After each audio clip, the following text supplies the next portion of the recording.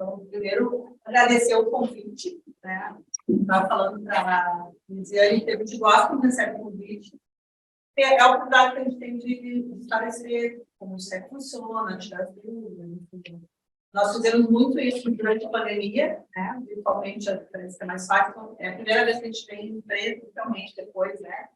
Desse período que a gente foi isolado. Então, para nós sempre é muito bom estar mais próximo dos cidadãos da luz.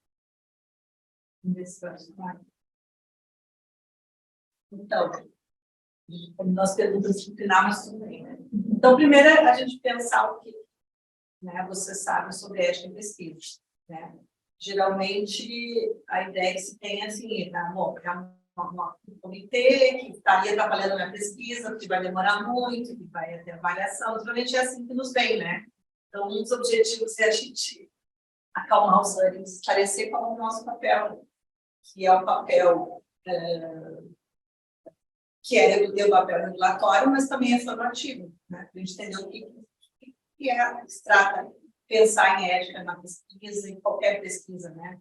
No âmbito do doutorado, do mestrado, dos professores que atuam na UFRGS. Então, um pouco a gente pensar o que a gente já sabe, né, sobre ética e pesquisa. Depois a gente ouve você. Eu gosto sempre, uma coisa que eu usei muito durante a pandemia, né, de trazer algumas questões que foram muito presentes para nós neste período que a gente ficou isolado, né? Em que a ética e pesquisa se tornou manchete. Então, essa notícia de 2021 parece assim, enorme, mas a Xuxa, que é uma autoridade, né, conhecida pelo público infantil, todo mundo conhece, uma figura pública, ela manifestou, isso se tornou notícia, de que os testes de medicamentos para a Covid poderiam ser feitos intermediários, né? Aí deu uma polêmica, ela se desculpou, enfim, mas ficou aquela discussão. E aí a gente pode perguntar, por que em 2021 ainda se pensa dessa forma, né? Presidiários, pessoas que estão privadas de liberdade, poderiam ser usadas para testes de medicamentos. Ou se usavam ratos, ou se usavam cobaias, quaisquer, né? A CONEP, que é a Comissão Nacional de Ética e Pesquisa, também começou a avaliar, dentro de vários casos de experimentos que os médicos faziam por conta própria com cloroquina nebulizada. São os hospitais aqui no Rio Grande do Sul, né? Então, os médicos faziam experimentos por conta própria, sem apresentar um projeto de pesquisa que seria avaliado por pares, por comitê de ética. Isso foi notícia em vários lugares, né? E também o uso da ivermectina, também fazendo alguns experimentos sem que fosse passar por um comitê que avaliasse.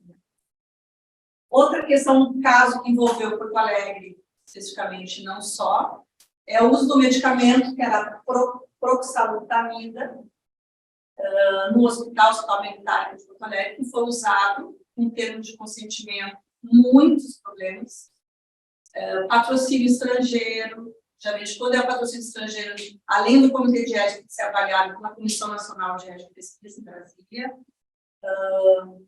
tinha, por exemplo, o teste de medicamentos. O projeto não tinha sido aprovado pela CONEP, nem pelo SEC. Um projeto menor tinha sido aprovado pelo SEC em Brasília, mas ele estaria replicando para todo o Brasil esse projeto, sem ter uma aprovação nesse sentido. Tinham termos do consentimento, por exemplo, o termo do consentimento não mencionava que o medicamento poderia prejudicar mulheres grávidas, se a mulher estivesse grávida. Então, tinham vários erros, e isso foi esmiuçado numa reportagem que saiu no Matinal. Se o termo de consentimento foi publicado, né, com vários erros, assim, que são algumas coisas que a gente avalia no SEC. Por exemplo, o médico negligenciou riscos de malformação fetal pelo uso desse medicamento. Isso sempre tem que ser informado às mulheres que vão participar do experimento. Tinham vários erros. Né? E foi tanta repercussão, inclusive está repercutindo até hoje, né, esse caso, isso em outros estados brasileiros. A Comissão Nacional de Saúde se manifestou também, né, por esse estudo irregular. Vamos dizer, em toda a história do Conselho Nacional de Saúde, Nunca se testemunhou no país tamanho desrespeito às normas de ética e aos participantes de pesquisa. O Conselho Nacional de Saúde defende e sempre defenderá os participantes de pesquisa e seus direitos e a condução segura de estudos que respeitam as normas de ética e pesquisa do país. E aí tem vários exemplos assim, de situações de bioética na pesquisa, na história, né? Então, só trazendo alguns, assim, por exemplo, nos anos 50, na Suécia, pessoas portadoras foram feitos estudos com pessoas portadoras de deficiências mentais, os efeitos do açúcar nos dentes durante 4 anos, sem informar aos participantes, sem cuidados éticos, né? Mas qual é o efeito do açúcar sem uma escovação, né? Ou crianças deficientes, então, de novo, a mesma lógica da Xuxa diária. Crianças deficientes, vulneráveis, foram feitos experimentos com vírus de hepatite. O julgamento do Nuremberg, todo mundo lembra, né, do horror que foi os experimentos nazistas, né, mas com os judeus, enfim. E o julgamento do Nuremberg, né, discutindo os atos experimentos médicos, foi um marco na ética no mundo, onde vários parâmetros começaram a ser estabelecidos, limites de experimentos. E tem um caso também que é bem emblemático, que é o caso Tuskegee, um estudo realizado de 32 a 72, 40 anos, com homens negros, pessoas portadoras de sífilis. No período já havia tratamento para sífilis, mas não foi informado. Muitos morreram, né? E esse estudo foi divulgado em revistas, periódicos, foi avaliado por pares, e ninguém dizia nada. Já havia tratamento de sífilis, e eles foram submetidos ao estudo de acompanhamento, né, das características da doença. Só quando o jornalista se levantou e começou a questionar as coisas mudaram. São só alguns casos emblemáticos de quanto a ética de pesquisa ela é necessária e a partir daí muitas coisas foram acontecendo. Vocês veem que são casos não tanto tempo atrás. Né? E muito desse discurso presente aqui na justificativa dessas pesquisas está no discurso da Xuxa quando cogita que os presidiários poderiam ser feitos testes presidiários. Como assim, dica assim, para quem quiser conhecer alguns casos, né? Tem muitos filmes, então essa sugestão de filmes, né? Que a gente começa a conhecer um pouco e perceber como afeta a vida das pessoas. Né? Esse documentário, que é Três Estrangeiros Idênticos, está no Netflix, é bem interessante, é o caso de trigêmeos, que eles foram separados, foram adotados por famílias diferentes. E eles não sabem disso. E eles, por acaso, 2 deles se encontram, aliás, um deles foi numa escola que o outro estudava, e confundiram ele com o outro irmão, e começam, não, tu é igual ao fulano. Né? E aí eles acabam descobrindo, aos 19 anos, primeiro que tinha um irmão, e depois, quando a notícia foi para os jornais, enfim, o terceiro disse assim, não, mas eu sou igual a ele, então isso é ele. Aos 19 anos eles descobrem. E o documentário é bem interessante, porque a narrativa começa de um jeito que tu acha que vai terminar, de uma maneira que vai terminar de outra. Né? E no final envolve uma questão de ética e pesquisa. Mas aí sugiro que vocês vejam, né, para perceber. Esse filme Cobaias é sobre o caso aquele do Tuskegee, caso sífilis, né? Tá no e o Jardineiro Fiel, também é um filme que eu acho que não Oscar, indicado no Oscar, mais antigo, mas fala também sobre estudos de medicamentos para HIV em países africanos também, sem consentimento, sim.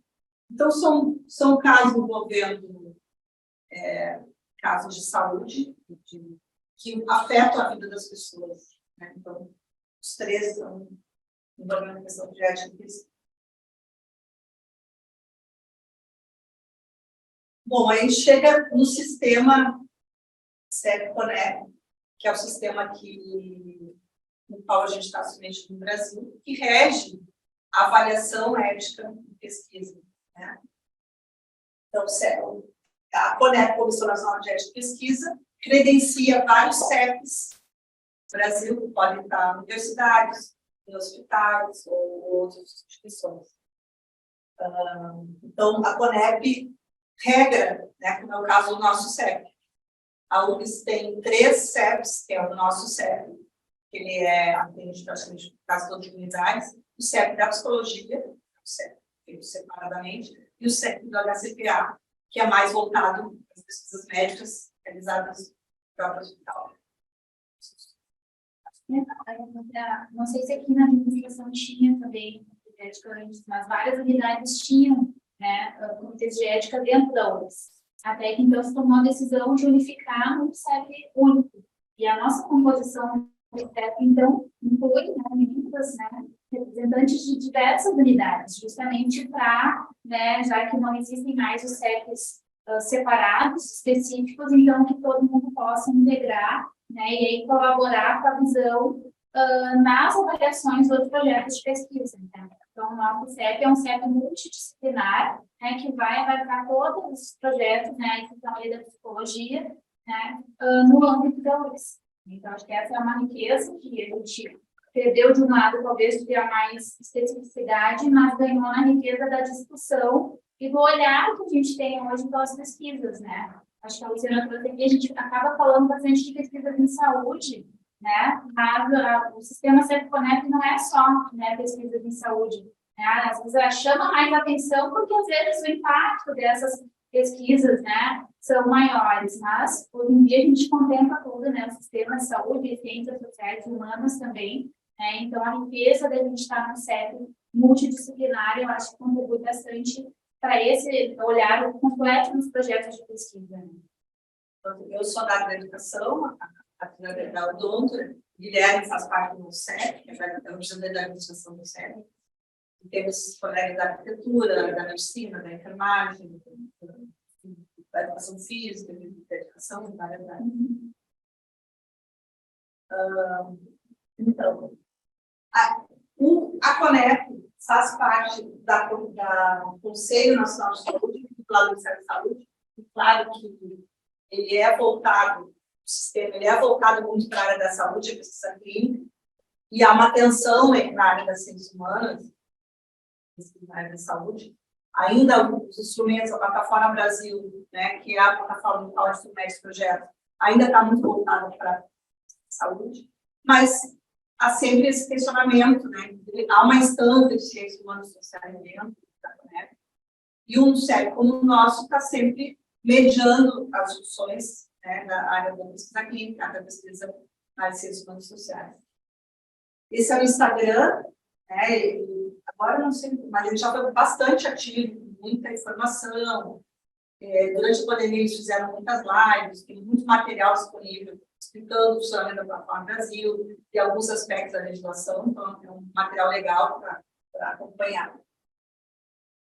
Inclusive, eles estavam produzindo material específico para a instância de ciências humanas e sociais, explicando as modalidades do registro de procedimento, atendimento, um podcast, que ainda tem os áudios gravados, tanto no Spotify, no YouTube, enfim, né? Explicando, usando as redes para falar, aproximar do público, né, dos pesquisadores. Este é o nosso site, né, que a gente reformulou já desde o ano passado. Então, recomendo assim, fortemente que vocês consultem o site, que a gente tentou deixar ele bem didático, com todos os passos que é necessário para se discutir. Então, a gente diz assim, se os pesquisadores lessem o site, acessassem o site, lessem as recomendações, a gente ia ter muito menos tempo. Então, estão todas ali, né? E a gente está sempre disponível por e-mail para esclarecer as questões que surgiram. Mas a gente procurou, depois a gente pode entrar, procurou deixar bem claro cada elemento, passo a passo, o que fazer para submeter um projeto ao CEP e a avaliação ética. Então, tem várias questões ali. Inclusive, a gente procurou, quando reformulou o site, de não colocar só imagens de pesquisa clínica. Sabe? Quando se fala pesquisador, sempre aparece né? A figura do laboratório, né? Branco, procurou deixar mais, na própria escolha das imagens, deixar mais plural, que é a característica do nosso. A gente vai ver o projeto de variabilidade. A própria CONEP dá alguns elementos. O que precisa um projeto de pesquisa para ser considerado ético do ponto de vista da regulamentação atual? Então, a gente entendendo esses princípios, a gente consegue entender um pouco a lógica, né, das resoluções. Então, segundo a CONEP, para ser ética, precisa. Uma das principais questões é respeitar o participante de pesquisa. Então, considerar ele, né? Então, vocês veem que esses exemplos que eu trouxe, né, de pesquisas com presidiários, pesquisas com pessoas com deficiência, não consideram o participante na sua dignidade, na sua autonomia, na sua vontade. Né? Então, respeitar o participante da pesquisa em sua dignidade e autonomia, quem quer ele seja. Criança, pessoa com deficiência, quem quer que ele seja, pessoa pobre ou rica, dependente de quem. Isso é importante. Né?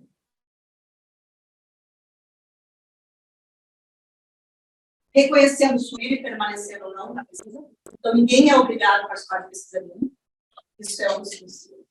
A decisão de participar da pesquisa é voluntária e deve ser estabelecida. Então, o pesquisador vai dizer tudo que vai ser feito. Né? Por exemplo, essa situação que a gente está vivendo aqui. Se isso fosse fazer parte de uma pesquisa, todo mundo precisaria ser avisado, precisaria consentir em participar ou não. Ou, por exemplo, que esta gravação vai ser usada para fins de uma pesquisa tal, como os pesquisadores da área de administração pensam, as pessoas devem falar. Para participar, as pessoas teriam que ser consultadas, assinar um termo de consentimento, e quem não quisesse participar, não é obrigado a participar. Né? Então, vocês veem que algumas dessas pesquisas que eu apresentei, as pessoas não sabiam que estavam participando da pesquisa. Em nome da ciência, não, mas eu tenho que fazer, porque eu vou... Como assim, atuando quando as pessoas tinham que saber o que estava acontecendo. Né? Então, assegurando a vontade de contribuir permaneceu ou não na pesquisa por intermédio da manifestação expressa, livre e parecida. Por isso que a gente usa o termo de consentimento, e é a principal ponto de avaliação nossa no cérebro. Né? Como é a comunicação aos participantes, como é feito o registro do consentimento. E aí agora tem várias formas, ou um documento, ou pode ser sempre um documento adaptado ao público, né, que quer que ele seja, ou posso usar uma forma de registro, tem que deixar bem claro que forma de registro eu vou usar, para que as pessoas saibam que estão participando da pesquisa e manifestem se concordam, se continuar nela ou não. Outro elemento, ponderar entre os riscos e benefícios, tanto conhecidos como potenciais. Então, por exemplo, aquele caso da proxenilactamida, né? Se uma mulher que vai participar da pesquisa, ela é informada que se caso ela vier a engravidar, isso pode prejudicar o feto, ela precisa saber de ser informada. Saber se o risco, esse risco, vale a pena, o benefício que eu vou ter com a minha participação nessa pesquisa, vale a pena em relação ao risco que eu vou correr? E aí, no caso das pesquisas das áreas ciências humanas e sociais, de entrevista, vocês podem dizer quais os métodos da entrevista. Essa entrevista causa algum risco? Geralmente é um risco mínimo, né? Participar de uma entrevista ou dar uma entrevista. Mas, dependendo da temática, ela pode constranger, ela pode causar um gatilho. Por exemplo, já teve casos de pesquisas, entrevistas sobre propensão ao suicídio. Dependendo da entrevista, das perguntas que eu vou fazer, isso pode desencadear algum... E eu tenho que estar preparada como pesquisadora para isso. Né? Então, só estou dando um caso, assim, uma entrevista, que é um método muito usado na área de ciências sociais, ela é com risco mínimo, mas, né, dependendo da questão, ela pode prejudicar, né? Não sei se é. Sim. Na verdade, a gente sempre tem que considerar, né, isso é uma das tendências mais frequentes também que chegam a ter, justamente porque a pesquisa não tem isso. Porque muitas vezes a gente, como pesquisador, não pensa no ponto de vista do participante. Né? Então, a primeira coisa é sempre a gente levar em consideração o risco para o participante, não para a condução da pesquisa, tá? Então, é do ponto de vista do participante. E aí, as resoluções, né, a 466, sempre colocam que toda pesquisa tem um risco. Tem que seja um risco mínimo de quebra de sigilo, né, que vai a pessoa pedir para registrar o nome, vai poder vincular aquelas respostas àquele participante. Né? Então, sempre vai ter algum risco, nem que seja este risco de quebra de sigilo. Tá? E aí, os pesquisadores têm que apontar esses riscos e a questão de apontar também os benefícios, porque o risco sempre vai existir, mas tem que ter um benefício que supere aqueles riscos, para que a pesquisa seja, então, né, ética, né, para ser conduzida. Porque se o risco superar os benefícios, não tem por que estar realizando essa pesquisa. Né? Então, a gente tem que sempre fazer esse exercício de pensar do ponto de vista do participante, porque as resoluções, né, o comitê de ética em si, ele vai olhar o projeto, não a questão metodológica, né, o que eu vou propor, mas do ponto de vista, né, para assegurar os direitos dos participantes. Né? Então, sempre pensar desse ponto de vista e que vai ter algum tipo de risco, mas que os benefícios vão, né, contribuir, né, para, pelo menos, amenizar e né, serem maiores do que os riscos que aquela pesquisa possa estar, né, induzindo os nossos participantes. Um exemplo, assim, por exemplo, quando coloca-se o risco, nenhum participante responder. Não é risco. O participante é risco para o pesquisador. Ele vai ter que se virar para que, né, os participantes respondam o questionário. Aí, isso não é risco para o comitê de ética, o risco do pesquisador não interessa. Interessa o participante. Por exemplo, uma das coisas que a gente avalia no consentimento, vou pensar, um questionário, né? O questionário vai durar 1h30. E eu não informo isso. O participante tem que informar. Para ele decidir se vai dispor e vai querer ficar 1h30 esperando o questionário. Né? Então, não posso botar risco, ele não respondeu o questionário. Ou o benefício, já tivemos assim, benefício, eu preciso cumprir minha tese de doutorado. Não me interessa. Tira. Isso não é benefício. Qual é o benefício para o participante? Que pode ser o benefício indireto.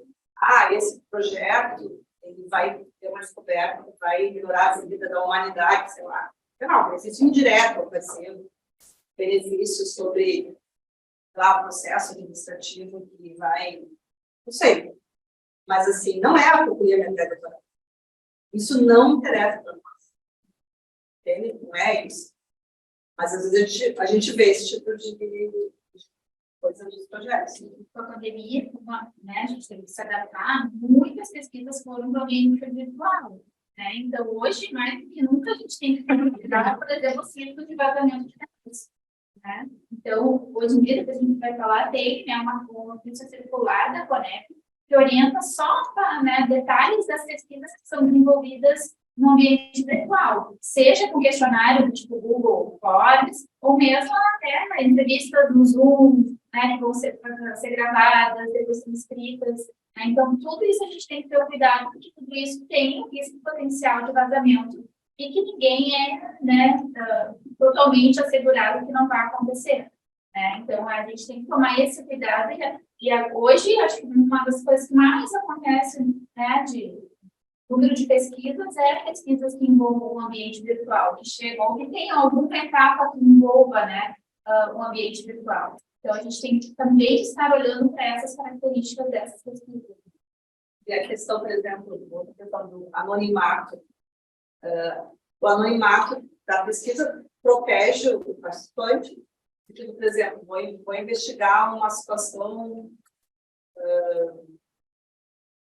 para um exemplo, assim, procedimento administrativo em uma determinada instituição, né, os servidores. Dependendo se não for anônimo, esse servidor ele pode ser prejudicado. Né? Então, ou um caso de denúncia de abuso sexual, né? O anonimato é importante para preservar o emprego e a vida da pessoa. Agora, se é um caso, vou fazer um trabalho de história oral, histórico, né, da escola de administração da URGS, vamos entrevistar os primeiros professores e tal, o anonimato não é importante. É importante dizer o nome da pessoa, porque faz parte da história. Então, só para dar 2 exemplos do anonimato. Por um lado, ele protege, do outro lado, ele com o consentimento do participante, ele é importante revelar quem é a pessoa. Né? Então, ponderar os benefícios, a gente falou, comprometendo com o máximo de benefício e o mínimo de danos e riscos. Tem vezes que a gente avalia projetos que a gente percebe assim, que os riscos são muito maiores do que os benefícios. Não vale a pena fazer essa pesquisa? Isso é algo que a gente tem que perguntar para si mesmo, né? Por causa do meu doutorado, do meu mestrado, vale a pena que eu exponha os participantes a esse risco? Isso. Essa também. Luciana, eu acho que é importante a gente falar um pouco sobre benefício, remuneração ou premiação. Isso é outra questão, né? Por exemplo, no Brasil é proibida a remuneração de participação de pesquisa. Né? Nos Estados Unidos, isso não. Nos Estados Unidos, as pessoas podem receber, né? Incentivadas a receber. No Brasil é proibido. Então, Sorteios. Sorteio. Qualquer remuneração. Sorteio. Não pode nem ganhar brinde, então não posso prometer, assim, ó, quem preencheu, porque assim, eu entendo que como pesquisador, ainda mais o período de mestrado, que a gente tem pouco tempo, a gente começa assim, eu previ 1.000 participantes, mandei questionários das redes sociais e chegaram 10. Bom, são os riscos da própria pesquisa, né? Eu vou pensar, agora não adianta eu ficar assim, dizendo, quem responder essa pesquisa vai ganhar um cupom concorrer a uma televisão. Isso é, assim, ó, terminantemente proibido. Não pode. O que eu posso fazer é, por exemplo, eu quero que vou entrevistar 15 pessoas, eu quero que elas venham aqui na escola de administração. Eu tenho que ressarcir o transporte, pagar o Uber, o transporte, posso dar um cafezinho, não há problema nisso. Mas eu não posso pagar alguém, remunerar, fazer pesquisa. Oferecer um café. Posso, claro, isso faz parte do, vamos dizer assim, ó, como é que eu vou atenuar os danos, ou atenuar, eu posso oferecer, mas não como presente. É muito utilizado como, vamos chamar assim, atrativo para alguém responder uma pergunta, e o respondente vai ter acesso aos relatórios finais ou ao comportamento dos indivíduos ou das organizações que também vão responder a pesquisa. Então, ao final de todo o ciclo, aquele pesquisador que participou passa a ter acesso a dados, a resultados daquela pesquisa, coisa que talvez ele não tivesse se ele não tivesse participado. Nesse sentido, como é que a Comitê de Ética... é o dever do pesquisador. Inclusive, a gente não sugere, a gente indica que no termo do procedimento isso já seja previsto. Que o participante tem acesso aos resultados da pesquisa e o pesquisador já informe como vai divulgar. Mas, nesse caso, é um acesso privilegiado, enquanto que a população não vai ter acesso a esses dados. Esse tipo de termos é possível de ter numa abordagem. A gente teria que avaliar, né? Por exemplo, se é o banco de dados cru da pesquisa, não pode. Porque a equipe de pesquisa é responsável pelo banco de dados. Sim. Né? Então, ela não pode estar compartilhando lá uma planilha, né? Quando outros participantes. Isso, ela não pode. O participante pode ter, por exemplo, acesso à transcrição de entrevista, né, antes da publicação, né, até para validar o que ele falou, está de acordo com, né, o que está transcrito. Isso sim, isso é uma devolutiva, né, por exemplo, de entrevistas, né, ou os dados vão ser devolvidos, né, apresentados para esses participantes antes da publicação. O que acontece? Muitas das nossas pesquisas, elas viram periódicos e revistas que a população não tem acesso. Então, nesse caso, o participante tem o direito a esse acesso. Né? Então, às vezes já aconteceu da gente ter, né, pesquisas que falam, vai estar no repositório da URGS, no NUME. Né? Tá, mas se era morador de rua, como que ele vai ter acesso a isso? Não adianta, ele tem que prever alguma outra forma daquela população que contribuiu para a pesquisa ter acesso aos resultados. A minha questão era assim, que esse acesso privilegiado, seja temporal ou não, aos dados ou relatórios, seria tido como uma moeda de troca ou não, no caso não. Não, isso é um compromisso do pesquisador. Desde que não seja essa questão dos dados brutos, porque aí tá, né, principalmente se for compartilhar, que aquela pessoa possa usar de alguma forma. Isso não pode, porque aí tem que passar por uma nova pesquisa, né, para pedir autorização. Isso não pode. Pode ter acesso aos resultados. Isso vale para o setor privado também. Por exemplo, empresas de consultoria fazem relatórios com pesquisas já, quais são as principais dores do CEO, e aí pegam esse relatório depois e comercializam isso. A pessoa ter acesso a esses relatórios é um benefício.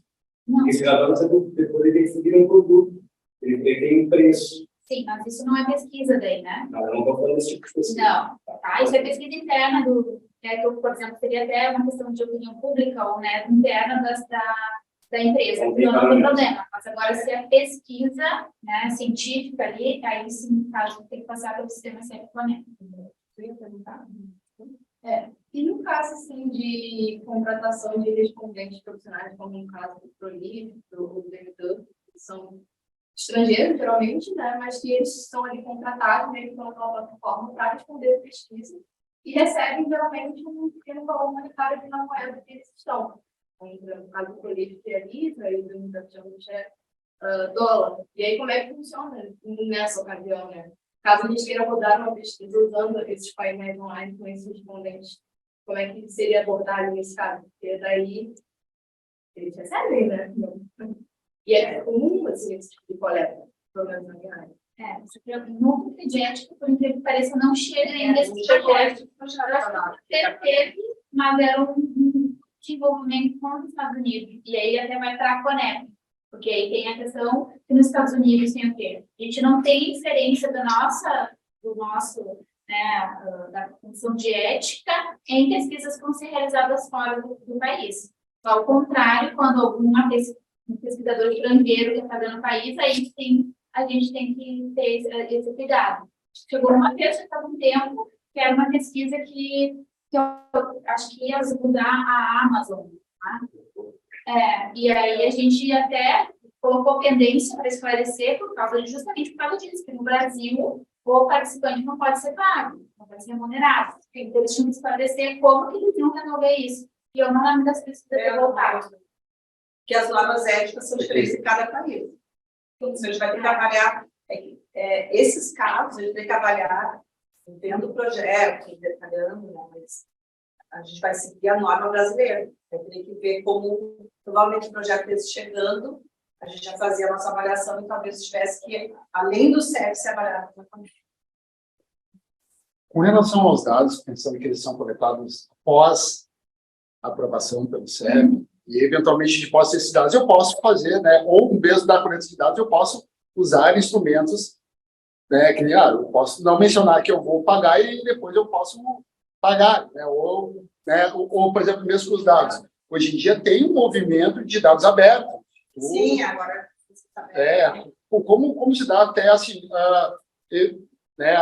constatados eventuais, né, problemas éticos, né, após, né, a pesquisa ser realizada, quais as ações do CEP com relação a isso, eventuais punições? Assim,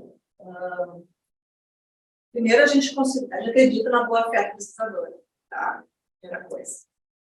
Então, a gente só avalia, a gente recebe frequentemente projetos que a gente percebe que já aconteceu. E a gente pede esclarecimentos, né? E às vezes a gente consegue. Já teve casos assim, que a gente estava avaliando um projeto e alguém viu o cartaz da banca já. No final, o projeto tinha chegado no CEP.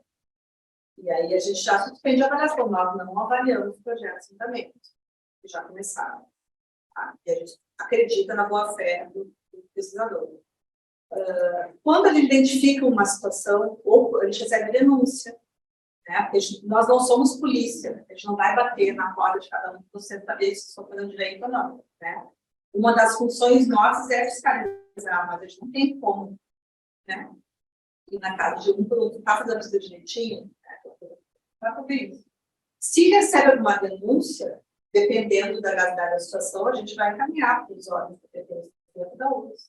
E, dependendo da situação, no Ministério Público. Como seria esse caso da proxulatamida, por exemplo? Se isso tivesse acontecido a partir de uma situação, o projeto tivesse passado no centro da UFS ou uma situação, a gente teria que encaminhar para o Ministério Público, teria que fazer uma ação nesse sentido, né?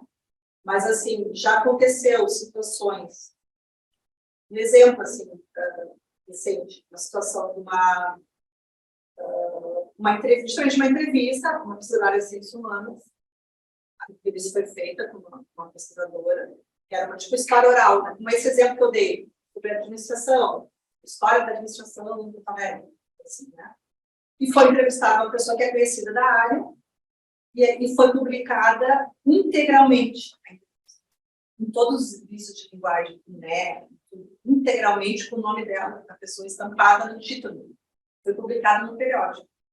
Sem que ela soubesse, sem que ela tivesse devolutido da entrevista para ver se era mesmo aquilo, né? Então, isso causou, a pessoa nos procurou, a pesquisa tinha passado no CEP, a gente chamou o pesquisador, a gente intermediou a situação, né? E ele teve que tirar o artigo do periódico. Tirar do látis dele, tirar do periódico, a gente conseguiu isso. Não foi, não teve interrupção anarquista dele. A participante se sentiu prejudicada, poderia pedir indenização se ela quisesse. Não sei se ela fez isso. A gente fez o nosso papel, chamamos os dois para conversar, enfim, e exigimos que ele retirasse o artigo periódico, e isso foi feito. Mas se é um caso mais extremo, a gente tem que ver medidas de tomar. Eu acho que é muito fácil a gente entender a gravidade e a importância do papel, né, dessa aprovação do Comitê de Ética, quando a gente cita pesquisas na área da saúde, né, vacinas, remédios, isso é evidente, a gente não tem nem que entrar no mérito disso. Quando a gente passa para outras áreas, como é o nosso caso de ciências sociais, a gente acaba tendo uma dificuldade um pouco maior, né? De que é tão grave, o que é menos grave. E aí eu tenho tenho duas questões. A primeira é, existe alguma espécie de escala de gravidade que vocês usam ou não, essa ponto? E o segundo é assim, a gente entende que, idealmente, todas as pesquisas realizadas no âmbito acadêmico deveriam passar no comitê de ética. Por outro lado, a gente sabe que isso não é verdade. Então, assim, a gente tem TCCs, a gente tem trabalhos de mestrado, de especialização, de doutorado, enfim, que muitas vezes não passam por esse caminho que deveriam passar. Como que se dá esse controle, assim?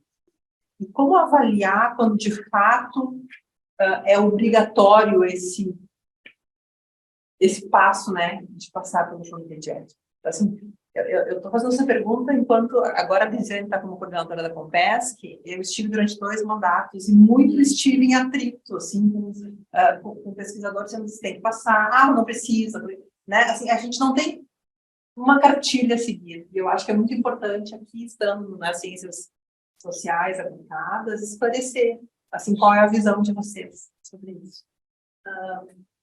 Primeiro, assim, as resoluções, eu vou falar um pouquinho das resoluções, tá? Não são leis, são resoluções, tá? Diferente, nós temos na UFS Comitê de Ética de Pesquisa com o Uso de Animais. Aí eles têm uma lei, é obrigatória, tá? No nosso caso, das ciências sociais, aliás, nem da pesquisa clínica, na verdade, é obrigatória, não é obrigatório. Só que o que tem acontecido também, né? Alguns problemas, como alguns que eu mencionei aqui, né? As pessoas se veem, inclusive, fruto de processo, né? Judiciário, coisas assim. E também muitos periódicos estão exigindo. Os da saúde, praticamente todos, exigem que, para publicar o artigo, tem que ter o parecer do Comitê de Ética, e da área das ciências humanas sociais, alguns periódicos já estão exigindo.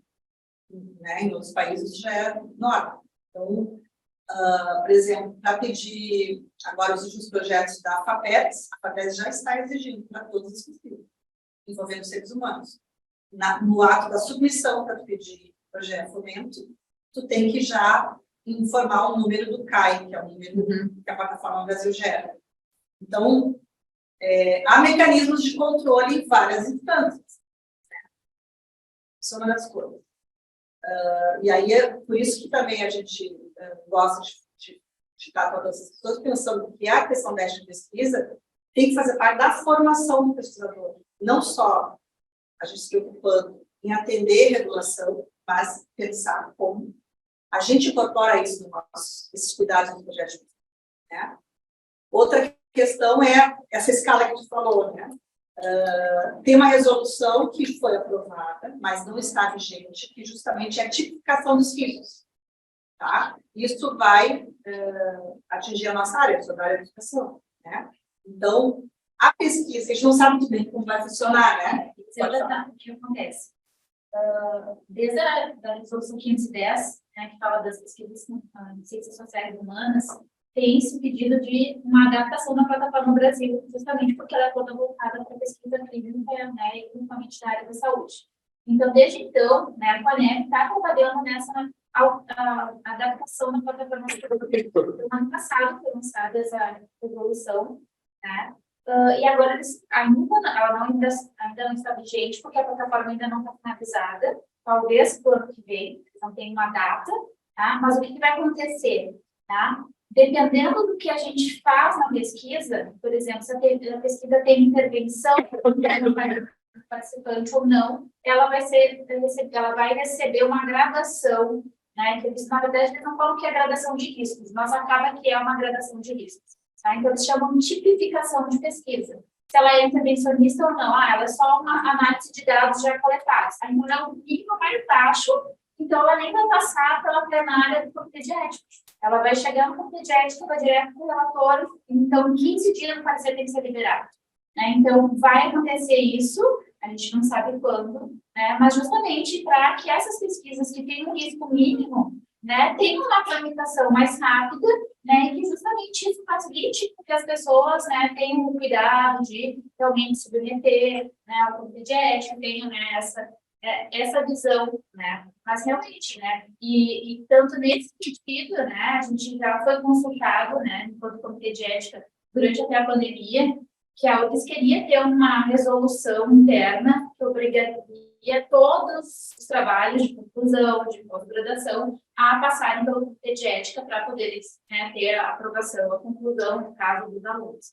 E aí, Mas no gargalo, isso vai gerar para você. Inclusive, era uma intenção, e a gente foi barrando, porque fosse obrigatório. Ninguém ia receber bolsa de iniciação científica se não tivesse estado certo. E a gente explicou assim, que seria... Vai ter obriga, mas não tem... Mas havia uma intenção da UFES de obrigar. E a gente foi contra. Principalmente porque as resoluções não têm força de leis. Então, assim, a gente não pode obrigar, porque tem muitas, né, ideologias diferentes, né? Então, assim, tem pesquisadores que não acreditam na plataforma Brasil, no sistema ali, CEP-CONEP, tem muitas divergências de opiniões, então, assim, não tem como a gente concordar com isso, que é diferente, por exemplo, do seu, né, que é dos animais, que tem lei. Então, eles queriam colocar tudo numa resolução única, que todos os trabalhos que envolvam seres humanos ou animais, né, necessitariam obrigatoriamente ter a aprovação. Aí, o que é envolver seres humanos? À medida que eu te entrevisto, eu estou envolvendo a tua opinião, então eu estou... Né, assim, E aí, para diversas discussões. A outra questão é que a gente não teria como dar conta de...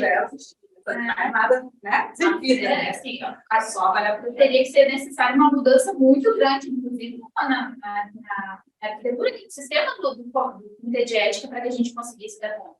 Provavelmente até voltar com os comitês de cada unidade, tudo indo contra o avanço que a gente estava fazendo de ser multidisciplinar. Né? Teve uma culpa de uma subspecialização de outra unidade que decidiu enviar todos os TCCs para o CEP. E a gente, naquela época, teve uma sobrecarga absurda. E em avaliar 1, 2 por semana, passou a gerar 5 toda semana. E com muitas pendências, muitos erros. Isso, porque daí entra toda a questão. Porque, assim, só colocar uma obrigatoriedade sem educar, né, os pesquisadores não adianta nada, porque daí se torna um processo super moroso, né, desgastante pelos dois lados. Né? Tanto que muitas pesquisas desse projeto acabaram, não, vamos tirar, porque vamos fazer outra coisa, porque vocês estão nos enchendo de pendência, isso aqui, né? Porque não tinha todo esse amparo ali de orientação, de montagem do projeto, de passar como acontece, na parte metodológica. Então, a gente no comitê estava tendo que corrigir coisas de metodologia que não são nosso papel, né? Porque chegavam até nem eram como pesquisa, chegavam como projetos de ensino, né? Então, assim, tem toda uma cultura que precisa ser mudada. Eu ia perguntar, tem alguma ação educativa nesse sentido? Porque eu fiz pós-doutorado na Universidade de Melbourne, e lá todos os projetos, para submeter o projeto, tem que fazer um curso online e com uma provinha, né? Então, aquilo, todos passavam, então tu aprendia obrigatoriamente, né? Básico, assim, os passos que deveriam ser seguidos. A gente já teve essa ideia da possibilidade de a gente tem um site que tem os passos todos, e a gente já pensou em fazer um curso online, alguma coisa, a gente não conseguiu ter pernas ainda para fazer isso. Fazer uma ideia também fazendo na EDURGS, né? Ali, sim, justamente como, né, o PAP, no inicial, né? Já pensar nisso, né? A gente tem essa ideia, né? É uma coisa que a gente gostaria, né? Mas é que agora a gente está recém, a gente voltou, faz pouco mais de nem um ano, eu acho que ainda que a gente voltou a ter presenciais no comitê de ética. Mas essa é uma das ideias que a gente quer. E como aqui, né? A gente sempre se coloca disponível para falar com todas as unidades, né? Eu sei da ODOM, que a gente sempre, quase todo semestre, tem a disciplina de ética, né? Então a gente sempre vai. Então, isso é aberto para todas as unidades. Poderia ser alguma coisa nível do Lumina, né? Gravar um curso e depois todo mundo que tivesse interesse acessar e eventualmente ter algum tipo de certificação mínima, né, Liz? Ia ser muito bom. Que todos garantia que todos os alunos da pós-graduação assistiriam, sei lá, 2 horas que fosse, né? 2 créditos. Deveria ser todos os alunos da pós-graduação deveriam ter, o mínimo da pós deveria ter, os professores também. Isso está no nosso cadastro, sabe? Só são os professores, né? Sim. Com todos os unidades, né? Você sabe, a gente não consegue dar conta. E é um trabalho de mudança da cultura institucional também. A própria questão de lidar com a plataforma Brasil é desgastante para quem está iniciando. Não é amigável, é lenta, trava pra caramba. O Brasil realmente não é assim, um sistema que nos ajuda, né? Nem na nossa comitê de ética, nem enquanto pesquisadores, nada, assim, ela realmente é difícil, né? A área da educação, como da administração, também é mais recente, né? Esse movimento todo de submeter para falar Brasil, dar os projetos, né? Eu aprendi muito também com a comitê de ética. Mas é uma mudança de cultura. A gente vê que aos poucos isso já vem modificando. E é uma proteção também, para o participante e para o pesquisador, né? Porque quando a gente avalia um projeto, nós somos corresponsáveis com os pesquisadores sobre o projeto. Então, no caso, como a situação que eu contei com uma participante, a gente já aciona uma, já aciona a outra, a gente é corresponsável, né? Então, protege a nossa principal função, proteger o participante, mas o pesquisador também se sente mais seguro para realizar a pesquisa, né? Então, esse é um papel nosso.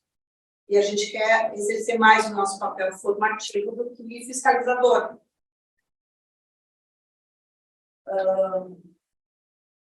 Aqui também garantir, né, que os danos previsíveis sejam evitados. E é importante, né, que a pesquisa tem relevância social. Né? Não é uma pesquisa assim, só para o meu doutorado. Mas, então, tem que pensar nos interesses das pessoas envolvidas. Né? Não perder o sentido da sua legitimação sócio-humanitária. Porque às vezes você quer pesquisas mais, né, de TCC, né? Eu quero fazer uma pesquisa assim, mas eu dou conta das consequências da pesquisa. Aqui não atrita com a própria origem da palavra ética, né? Tem 2 sentidos, que uma é a ética do indivíduo e a outra é a ética dele frente à sociedade. Exato. Né? Então, assim, uma coisa pode ser certa a nível individual, mas se exponenciado a nível né, coletivo, sociedade, enfim, toma outros parâmetros. Então, pensando assim, das populações, pesquisas com povos indígenas, né? Que cuidados que eu vou tomar respeitando a cultura daquela população?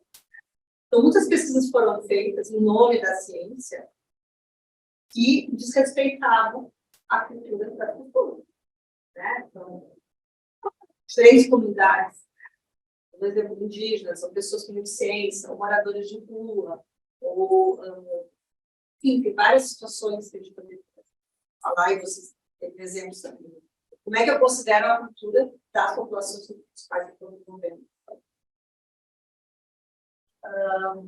A Conep tem feito, assim, vários materiais, tem uma cartilha dos participantes de pesquisa, que é bem interessante, porque conhecendo direitos dos participantes de pesquisa, eu também sei um pouco como vou me situar com o pesquisador. Então, uma coisa que ele já falou, né?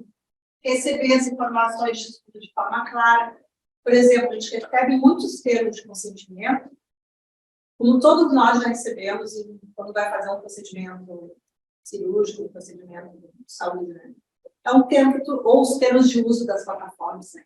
Assim, tudo em linguagem que tu não vai entender, e aí tu assina lá, né? Mas uma das coisas que a gente avalia é o termo de consentimento está claro, então não adianta eu colocar um termo de consentimento, uma linguagem super acadêmica, só os entendidos da área sabem, para uma pessoa que não tem condições de ler ou de interpretar aquilo. Então, tem que adaptar o texto para a comunidade. Se é para criança ou menores de idade, como é que eu vou escrever o termo na linguagem que eu possa entender? Então, esse consentimento tem que ser feito de forma clara na linguagem que o participante vai entender. Por exemplo, a comunidade surda, em Libras, ou pessoas cegas, em Braille, enfim, eu vou adaptar sempre à comunidade. Não estou fazendo um termo lindo ali, uma linguagem que as pessoas não vão entender, né? Ter a oportunidade de conhecer suas dúvidas, ter o tempo que for necessário para tomar uma decisão, ter liberdade de recurso e participar do estudo. Ele pode retirar o consentimento em qualquer fase da pesquisa, ele começou a entrevistar, não quero mais. Ok, ninguém vai obrigar, pelo amor de Deus, tem que terminar uma doutoração. O problema é do pesquisador, ele se vira para isso. Né? Receber assistência integral imediata por danos de forma gratuita. E no caso assim, de pesquisa, tem muitas pesquisas da EZFID. Né? Tem pessoas que vão no laboratório da EZFID, fazem treinamentos nos idosos, né? Que fazem treinamento. Bom, ensina, ele está fazendo a esteira que está sendo medido e tal, e ele cai da esteira. Então, o pesquisador tem que se comprometer a dar assistência para ele, levar no médico, dar o medicamento, pagar o medicamento se for necessário. Não é chamar o SUS, né? É chamar o SAMU. Tipo assim, ou dizer assim, isso é uma pendência. A pessoa vai lá, fala não sei o quê, e aí a pessoa fala assim, nós vamos dar para ele telefone no lugar onde tiver. Não, pendência. Tu tem a responsável, não é dar o telefone para ele, mas assistência. Tu é o responsável por isso. Né? No caso das ciências humanas sociais, os danos são outros, né? Eu vou comentar.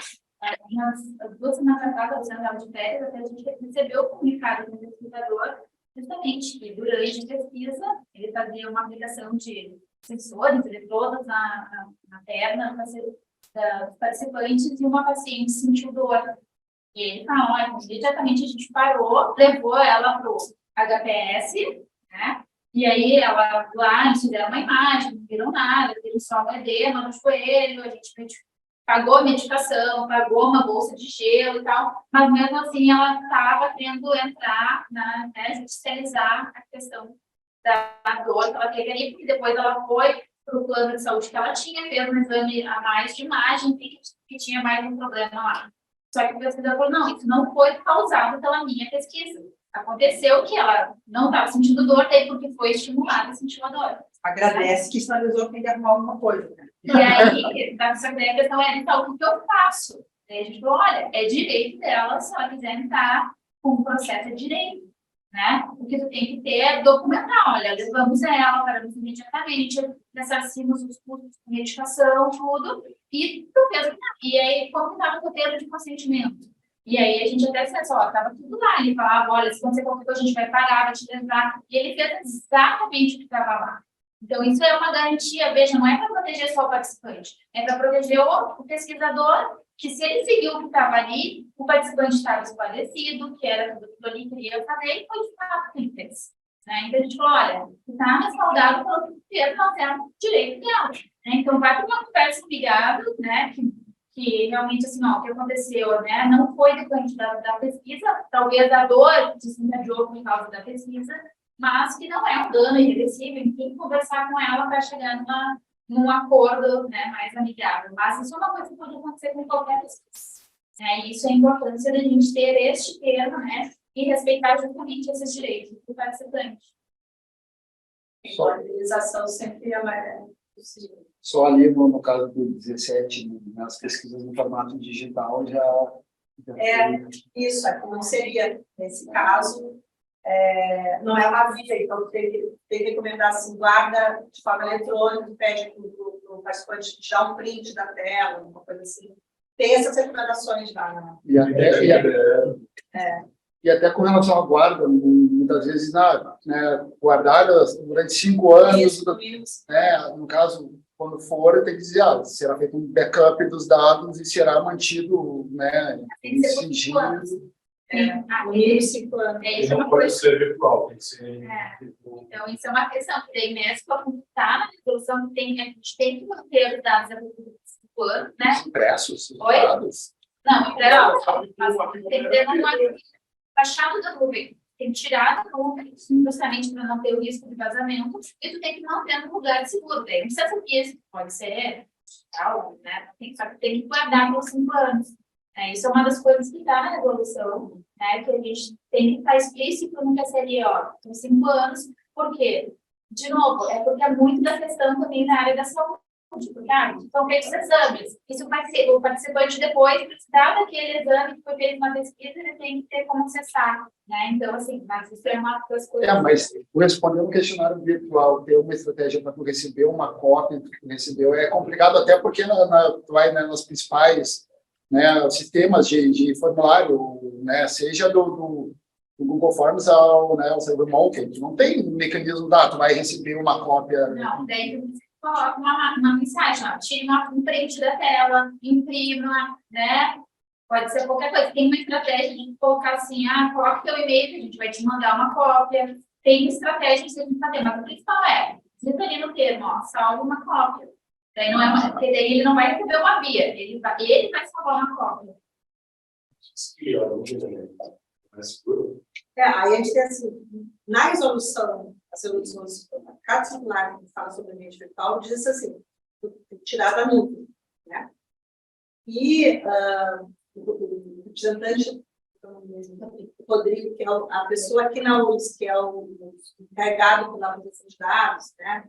A questão da lei de dados, ele diz assim, que a gente tem que cuidar a nuvem, né? Porque o Google, que é o que a gente mais usa, porque é mais fácil, mais prático, a gente não sabe onde os dados estão, que países estão, né? Onde o servidor está. O mais correto. E os dados podem ser vendidos. Na Austrália também. Tem que tirar da nuvem. Então, a Conecta tira da nuvem e o colega aqui, não sei como é que nem se usa as plataformas, usa o SurveyMonkey. E até com relação a assinar, que eu já usei, eu vi outros colegas dizendo, olha, a partir coloca um check-in, né? A partir do momento que tu vai, tu concorda. Isso, exatamente. Aceito. Online é isso. Não, mas no online é isso, não tem que assinar. Então, só tem que criar uma caixa de opção. Não pode ter uma opção. O objetivo da pesquisa Aceita. de acordo aí. Então, uma das coisas que a gente vê, as pessoas que a gente recebe mesmo, pessoas, né? A gente já tem que olhar assim, a primeira coisa é o termo de procedimento. Pode já o link já ser publicado. A primeira coisa é o termo de procedimento. Aceite, se tu aceita, segue adiante. Né? Senão a pessoa não vai vir. Né? E no caso, se for uma fonte quali, no que for encaminhar o projeto, no CEP tem que constar os 2 termos que vão ser utilizados com as devidas características.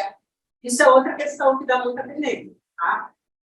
Por exemplo, vamos pensar, quantificar, tu quer fazer, faço um questionário de questões bem fechado, eu vou fazer uma entrevista, e depois vou fazer uma roda de conversa, né? Mas nem todos que vão participar da roda de conversa são os mesmos que participaram do questionário, então tem que adaptar o TSLE para o público. Então a pessoa tem que estar bem informada do que ela vai participar, que implicações vão ter. Então, Eu faço o questionário e daí eu vou escolher quem vai participar do projeto. Tem que deixar claro. Você vai participar do questionário, aproximadamente 40 minutos, não sei o quê, e depois você. Aí eu vou fazer o voto TCLE para as pessoas que vão fazer entrevista. E aí a questão é, por exemplo, se vai fazer isso, nem todo mundo vai participar da segunda etapa, vai quebrar de alguma forma o anonimato. Ou tu tem que registrar algum dado que quebra o anonimato, para saber quem é para contratar aquela pessoa. Né? Então, às vezes a gente olha e não tem problema, né? Mas assim, daí a gente fala, não, mas então eu vou ter que coletar talvez o nome, o e-mail, o telefone, o endereço da pessoa. Então, esse teu questionário não é mais anônimo. Então, não tem problema. Só que isso tem que dar um TCLE para a pessoa, que ela, se ela sabendo que não é anônimo, ainda assim ela não pode participar.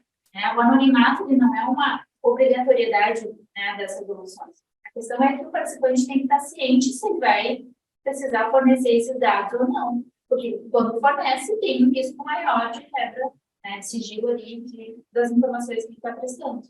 O anonimato ele se dá no tratamento, né? Principalmente num formulário, tu vai, né? Coloca um identificador e bem, esquece. Tá?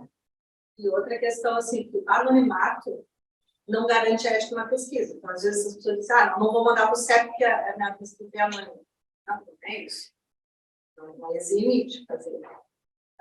Na área da administração, por exemplo, pesquisas de opinião, aí elas não tomam para o CEP, né? Você gosta da garrafa de água na garrafa de plástico ou na garrafa de metal?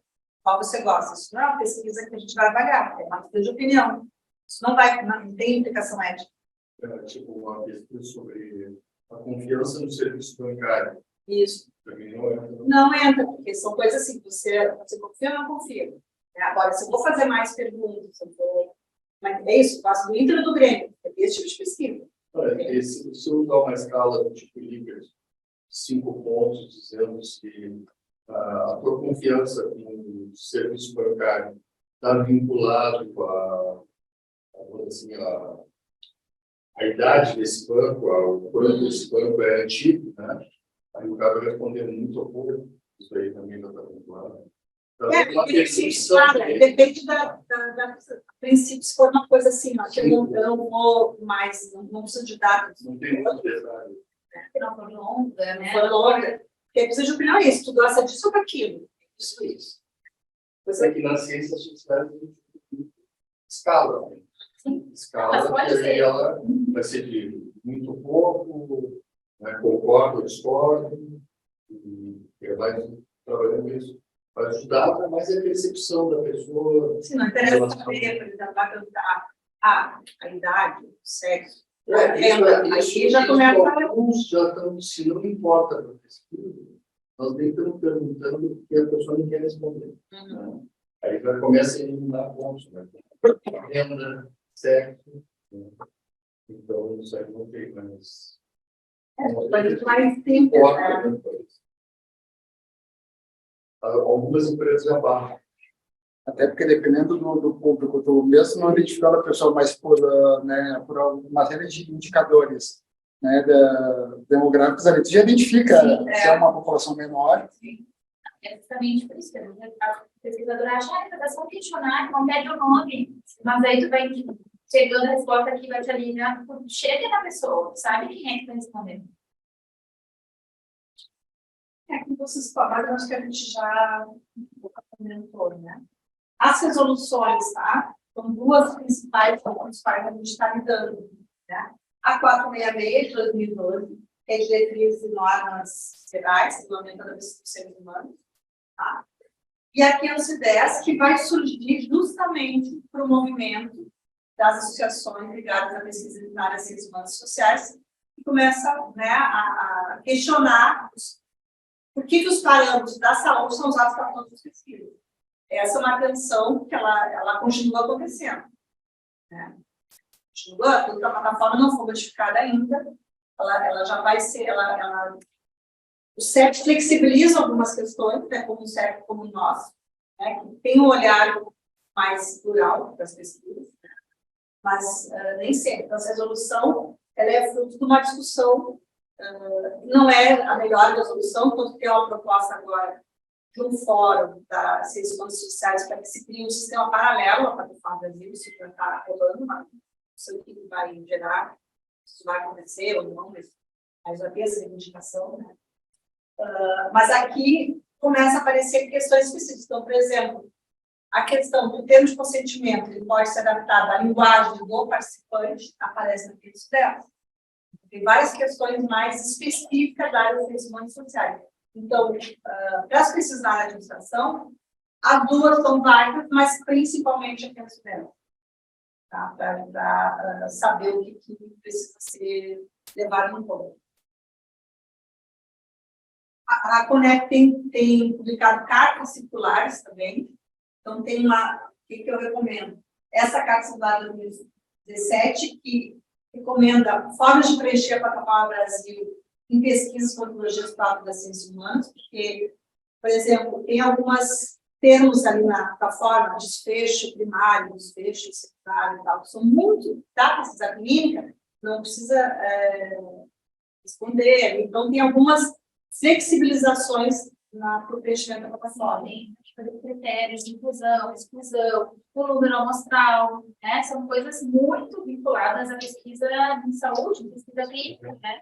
Isso, né? Então, isso já não precisa mais preencher na plataforma do Brasil.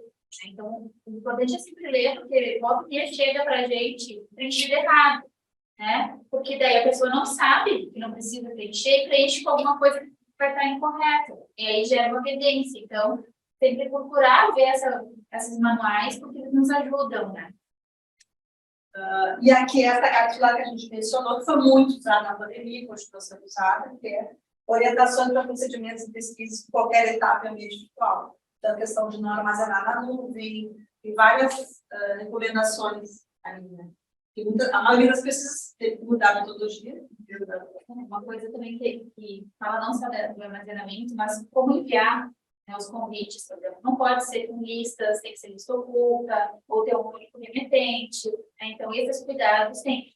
Essa nossa até fala, né? A gente acaba não aplicando isso, porque hoje em dia, né, quase todo mundo tem acesso, mas teria que ter até ressarcimento para a internet para as pessoas, por exemplo, que não têm como, não têm acesso. Então, essa carta, ela fala de vários detalhes, não só do armazenamento, né, mas justamente até do envio, como que vai ser o convite, né, como que é o TCLE para esse, né, um formulário ali online. Então, ela detalha bem essas técnicas. Aqui é a plataforma Brasil, né? Você consegue ver, mas só por aqui que a gente submete. Então, como é que funciona dentro da URGS? E aí a importância da Compesc, né? O projeto, mesmo dos alunos de mestrado e doutorado, eles têm que ser submetidos à Compesc, tem que estar no sistema de pesquisa da URGS, no nome do orientador. O mestrando, o doutorando, ele entra como assistente de pesquisa, porque a URGS, isso é uma determinação da universidade, a URGS entende que quem tem vínculo efetivo, né, é o professor, o aluno ele é tradutor. Então, o registro na Compesc, depois da aprovação, submete à plataforma Brasil.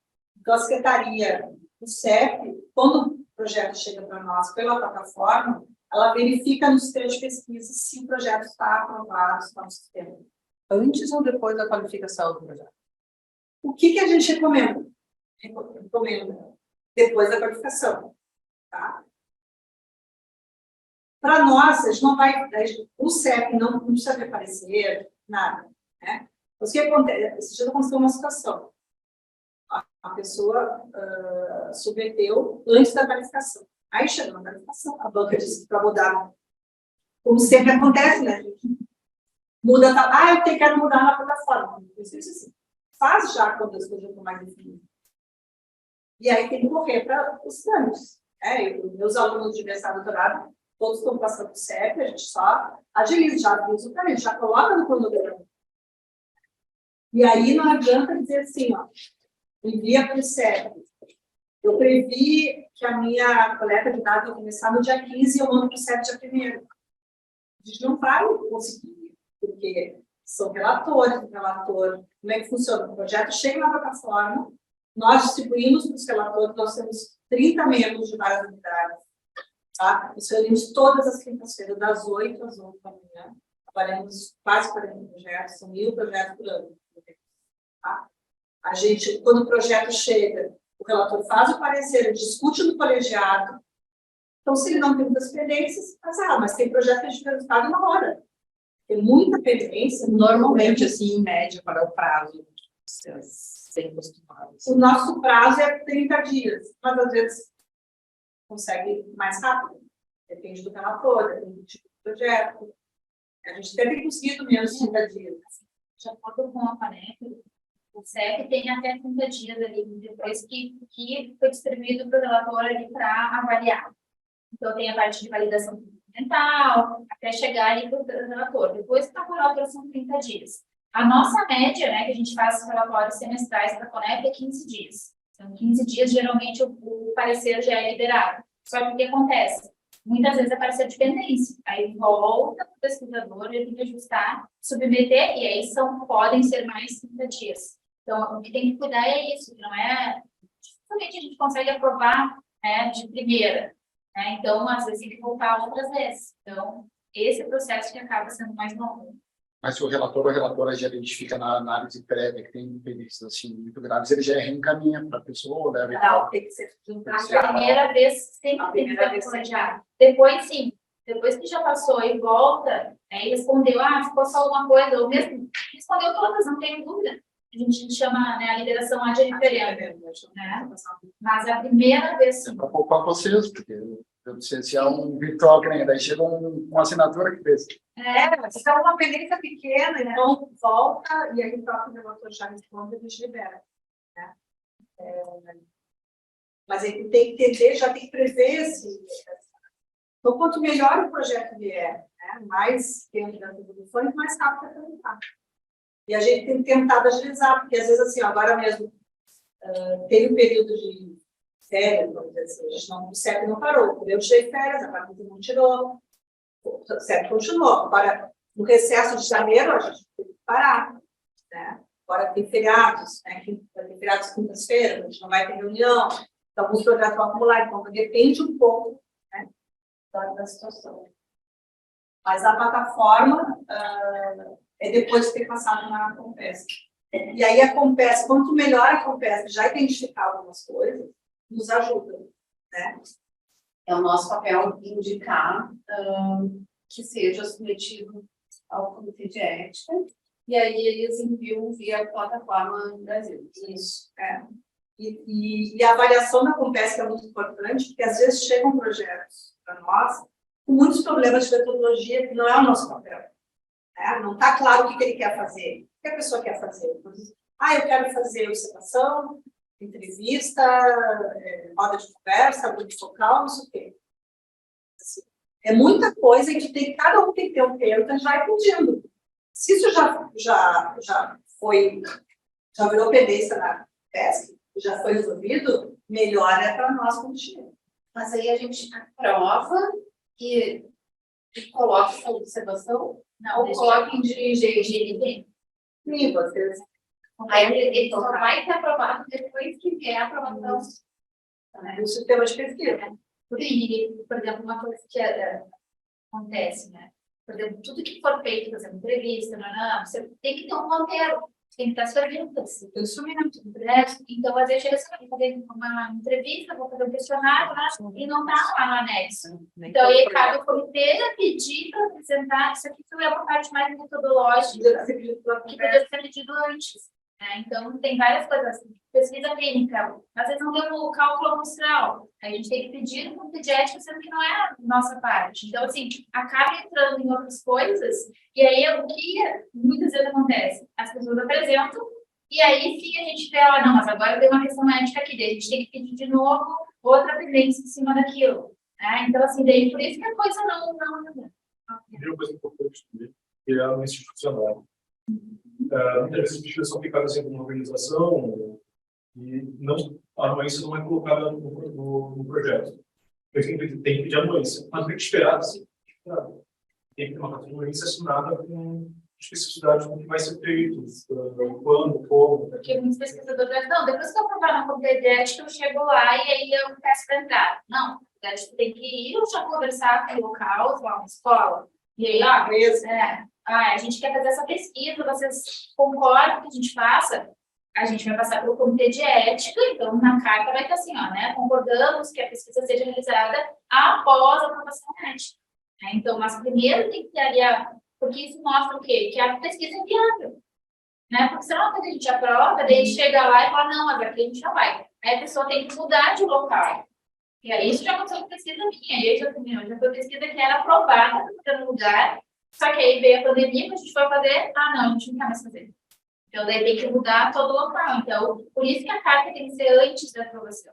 Tá? Não quer dizer que vocês não vão precisar aprovar, apresentar o projeto para a escola. Mas só que, primeiro, ela está mostrando, olha, tem viabilidade de fazer aqui, a gente concorda, desde que esteja aprovado pelo presidente.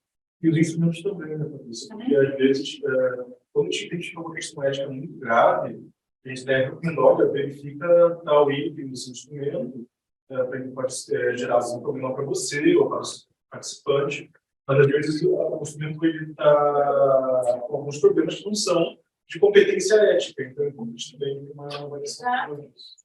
Uma coisa que a gente pede, por exemplo, eu vou fazer uma pesquisa, eu vou divulgar nas redes sociais, vou divulgar cartazes, né?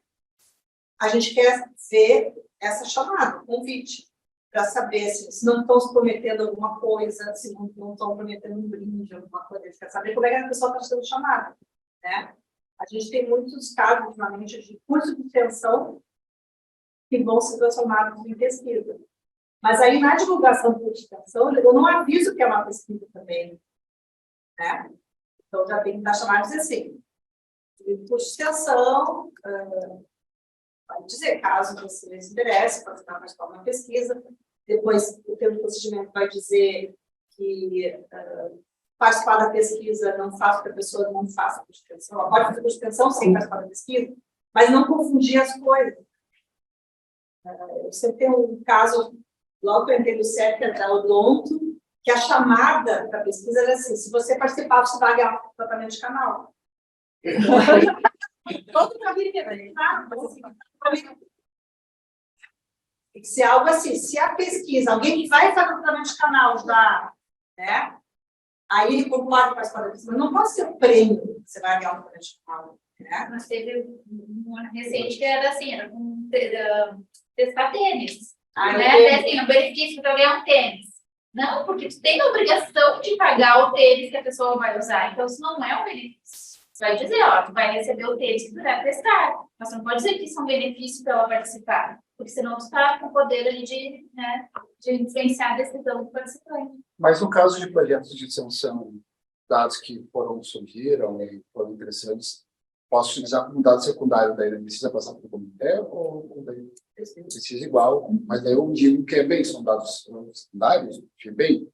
Né? Mas as pessoas, por exemplo, sabiam que os dados delas... Mas às vezes o próprio pesquisadora não tem noção do que vai surgir, assim, porque existem muitos relatos de casos, faz uma atividade de extensão e a partir dessa atividade identifica alguns elementos, né, que podem ser interessantes de serem trabalhados e bem, existem dados que foram gerados, né, não houve em si, mas são dados secundários que... A questão é esclarecer muito bem se tu tem ainda contato com os participantes. Tá? Por exemplo, tu tem os dados, o coletor se tornou interessante. Se tu tem como contactar aquelas pessoas, a recomendação é que tu faça isso e aplique um termo de consentimento.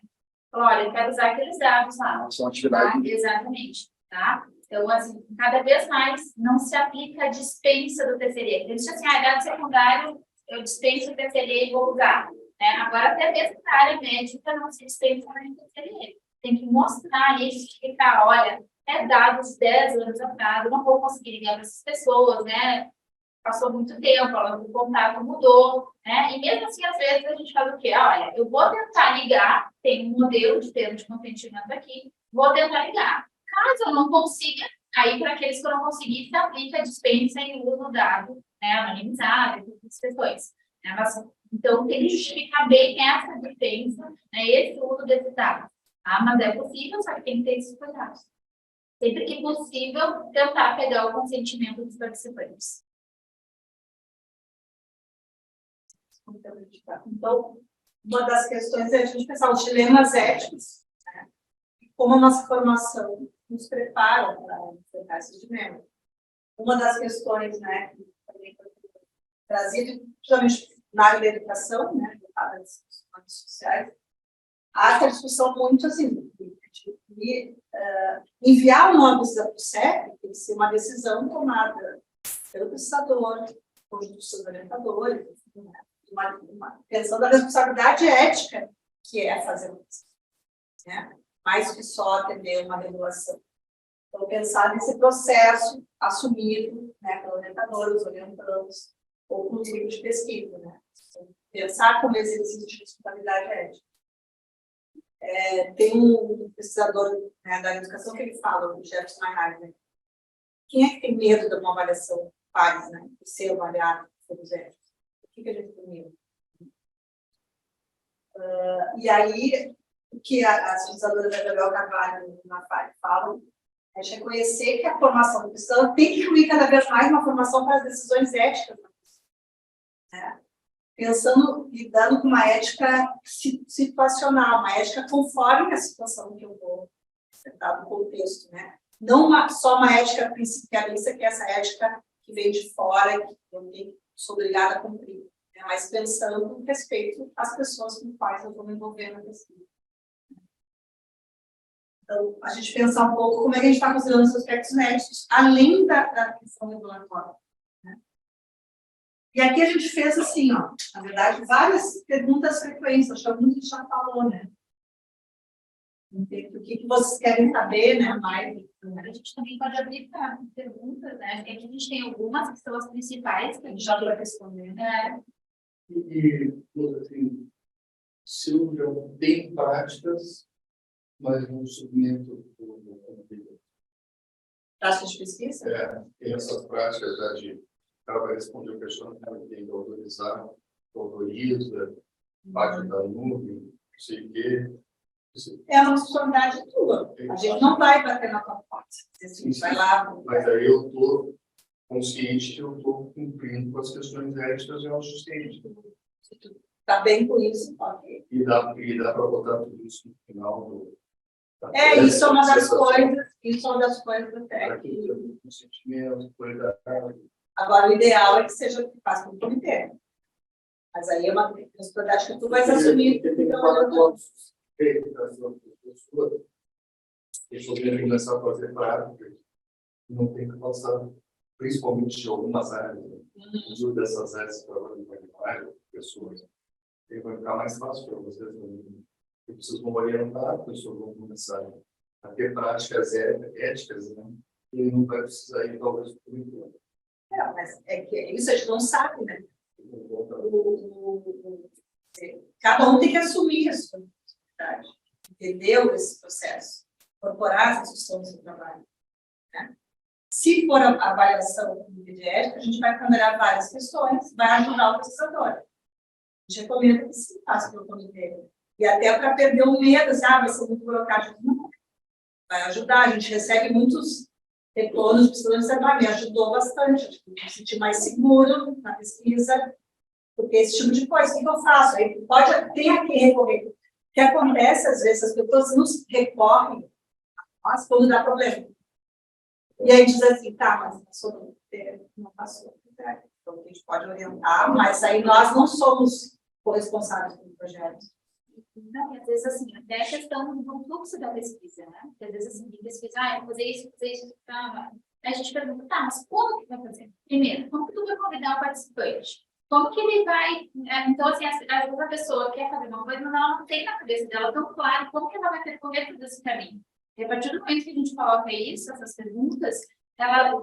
Exatamente, daí que a pessoa diz, nossa, obrigada por ter perguntado, porque acho que nem eu tinha percebido, né? A gente tem uma pesquisa agora, né, que fazer um questionário com todas as universidades do país. Imagina todas as universidades, todos os cursos do país inteiro. E aí a gente coloca primeiro, né? Não precisaria, porque ela não precisa dessa amostra gigantesca para nada, assim, né? Né? Não é a maior população, mas Exato. É isso aí. Não é isso. E a outra coisa, então, vai ter que ter as cartas de todas as universidades. E aí ela tentou, tem que ela não gosta desse. Então, assim, aí que começa a reflexão, né? Ou do MEC, ou então ela tem uma doença do MEC, assim, pensando. Pensar, porque é isso. Até passa uma banca, a banca nem questiona, não sabe como. Né? Então, são essas coisas que a gente vai ajudando a ficar mais claro, pensando nas coisas. Eu tenho uma dúvida. Desculpa. É muito comum nesse plano de pós-graduação de ter algum esforço de coleta de dados por parte da disciplina. Existe a necessidade de passar esses projetos, não é um projeto, exercício de coleta de dados, é uma internet. Atividade, sendo uma atividade de ensino, uma necessidade. Né? E aí depende de quem vai publicar. Se esses dados virarem um artigo. Aí sim. Mas daí entra aquela questão da gente enviar o projeto, a gente não sabe quando a gente vai fazer a atividade da disciplina, que um dado pode vir a fazer parte de um artigo. Então, eu teria que estabelecer como regra todos os projetos ou ideias, ou apenas quando se tem a necessidade ou tem a ideia de mandar para um periódico. Primeira questão. Então, inicialmente, provavelmente era um projeto de ensino.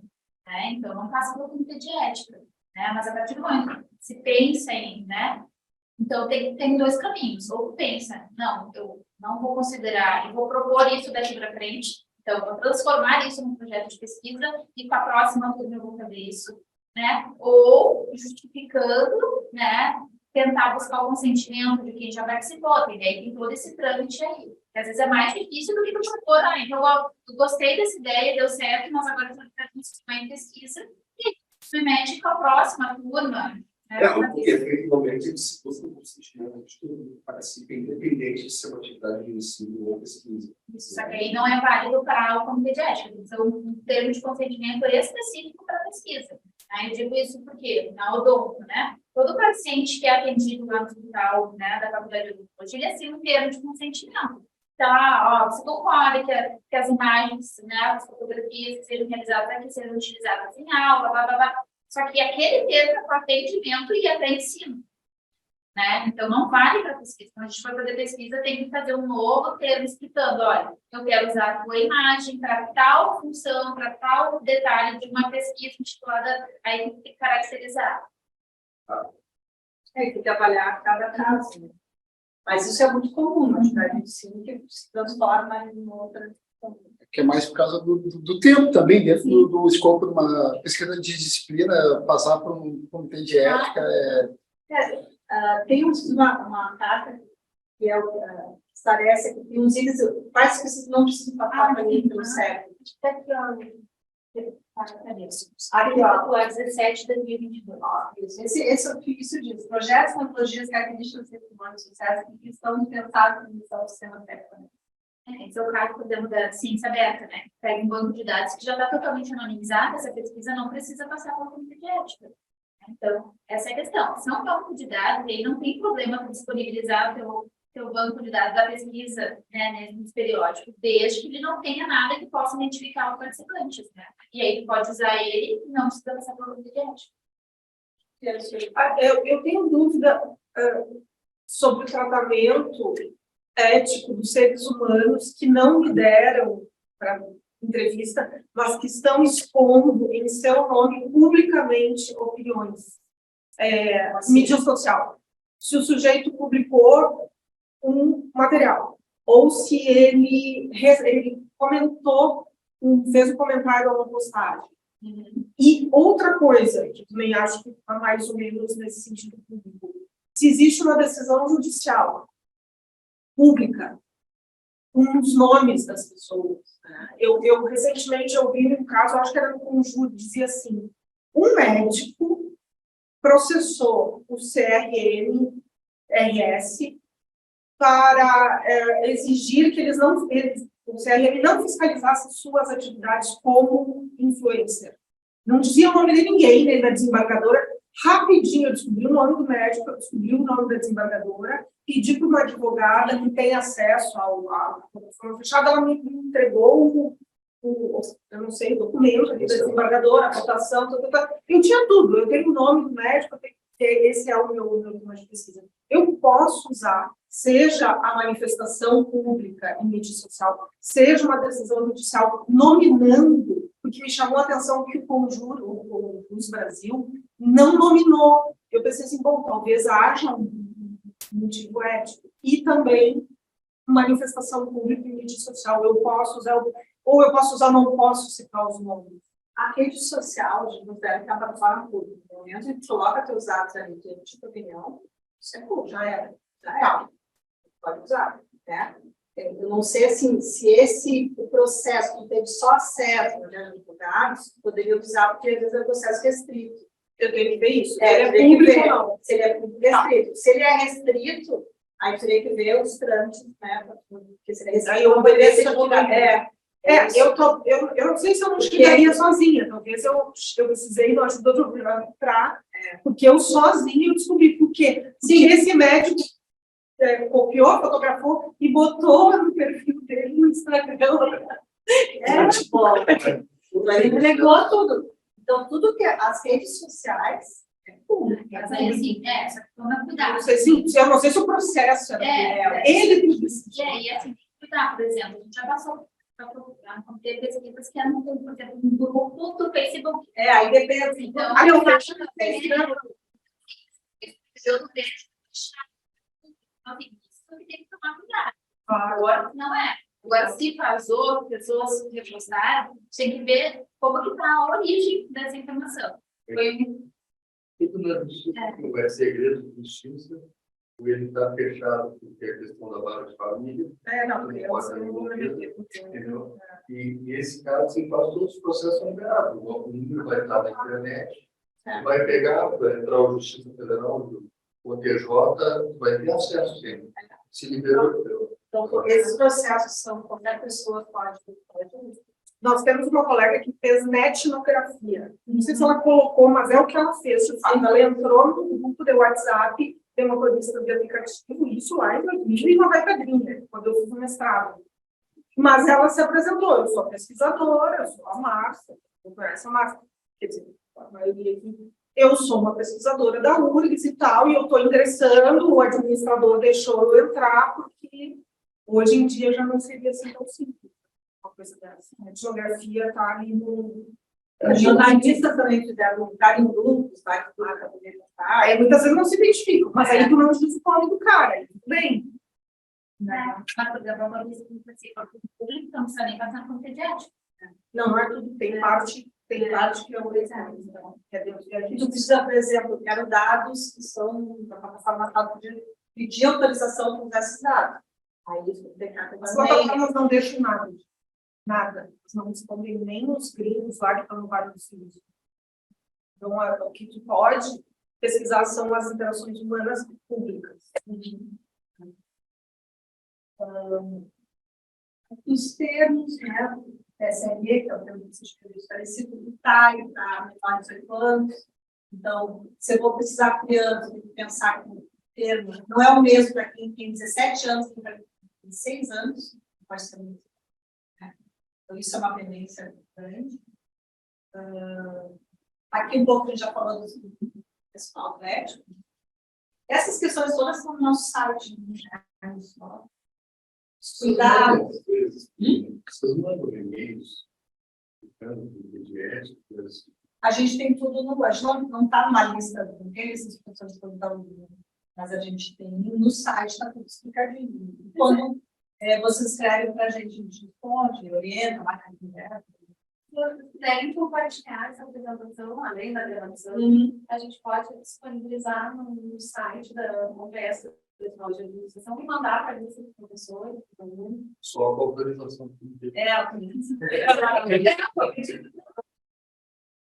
É uma apresentação que sabe, né? Para tratar menos trabalho para você.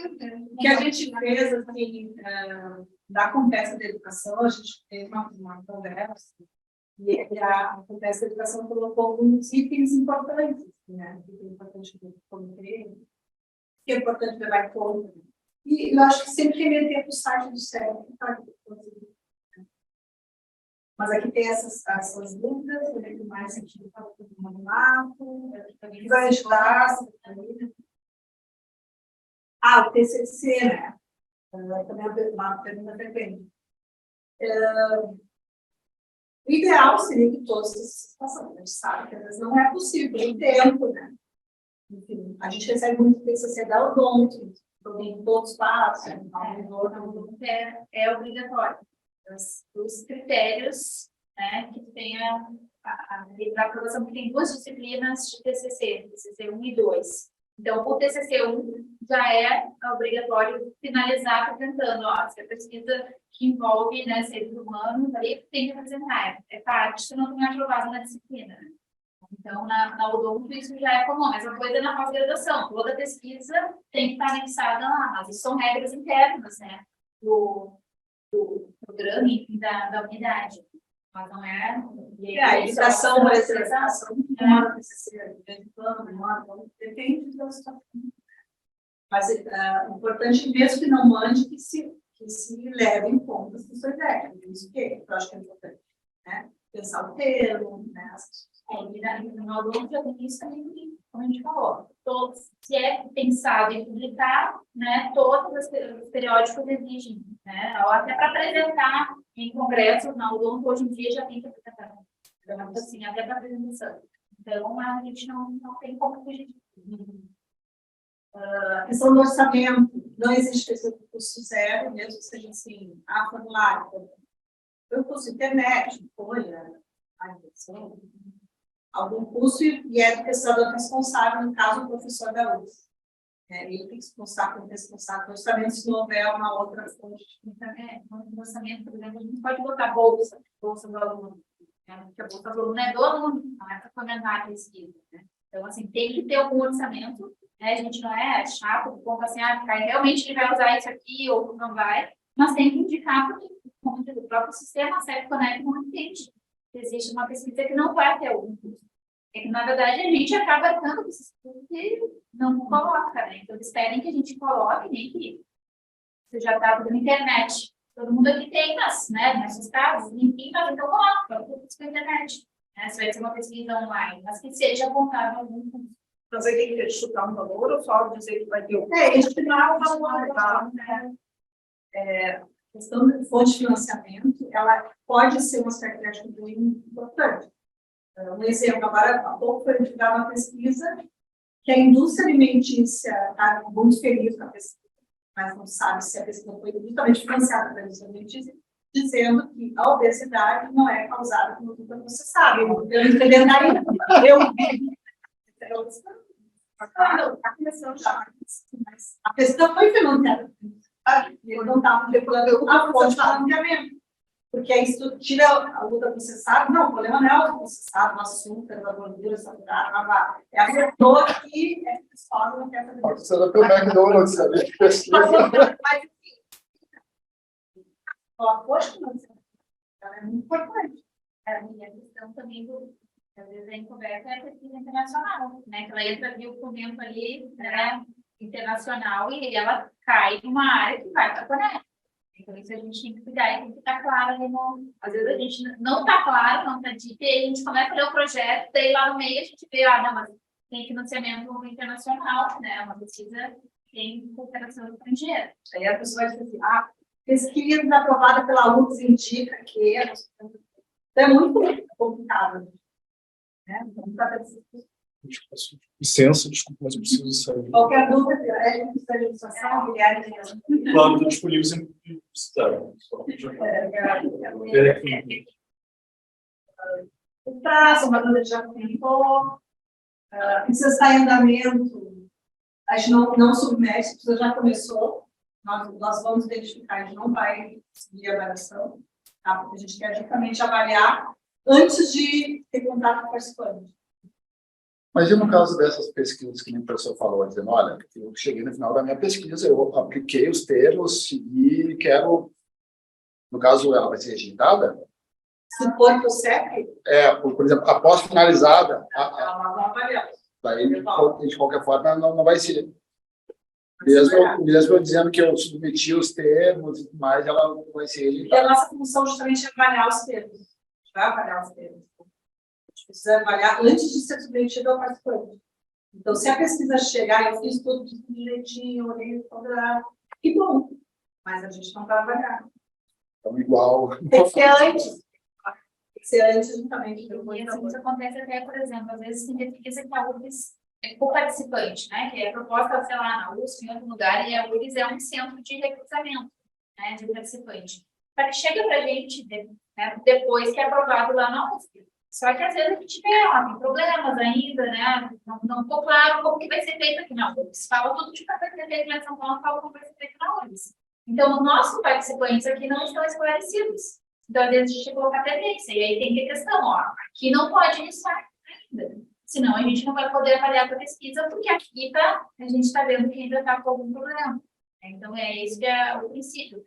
A Conec coloca, né, que tramitar pelo conselho não é para ser uma coisa só burocrática, mas é para a gente ter uma adequação do projeto, para que ele possa começar já, né, de forma ali adequada para os participantes.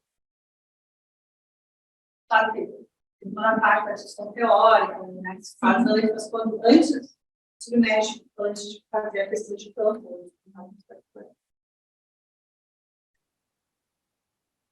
Não sei mais se a gente vai responder um pouco ao longo, né?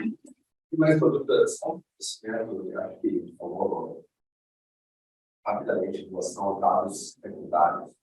Acho que é um dos que eu tive acesso a uma base de dados de clientes que esse mercado, uma loja.